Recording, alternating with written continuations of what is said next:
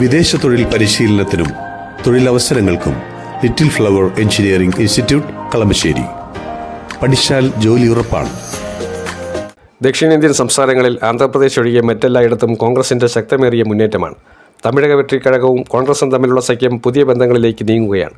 UPA മുന്നണി സംവിധാനം തിരികെ കൊണ്ടുവന്നാൽ തങ്ങൾ ചേരുന്ന കാര്യം ആലോചിക്കാമെന്ന് വിജയ് ഉറപ്പുകൊടുത്തിരിക്കുകയാണ്. എന്നാൽ നായിഡുവിൻ്റെ തെലുങ്കുദേശം പാർട്ടി ഇതുവരെയും BJPയുമായുള്ള സഖ്യം ഉപേക്ഷിക്കുന്നില്ല. BJPയുമായി പല കാര്യങ്ങളിലും TDPക്ക് അഭിപ്രായ വ്യത്യാസമുണ്ട് എന്നുള്ളത് ഇതിനോടകം തന്നെ വ്യക്തമായതാണ്.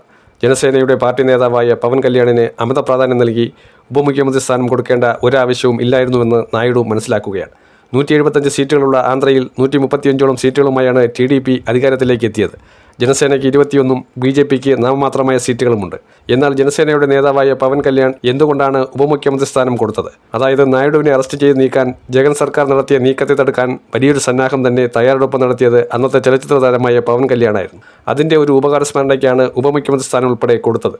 എന്നാൽ അതിപ്പോൾ കീറാമുട്ടിയായി മാറിക്കഴിഞ്ഞിരിക്കുന്നുവെന്ന് നായിഡുവിന് മനസ്സിലായി കഴിഞ്ഞിരിക്കുന്നു. ഒറ്റയ്ക്ക് TDPക്ക് ഭരിക്കാൻ ആന്ധ്രയിൽ കഴിയും. എന്നാൽ കേന്ദ്രത്തിൽ TDPയുടെ സഹായമില്ലാതെ BJPക്ക് ഒരു നിമിഷം പോലും മുന്നോട്ട് പോകാൻ കഴിയില്ല. എങ്ങനെയാണോ ബീഹാറിൽ നിതീഷ് കുമാറിനെ ഒതുക്കിയത് അതുപോലെ പയ്യെ ഇത്തൽ പോലെ കടന്നുകൂടാനാണ് BJPയുടെ ശ്രമം.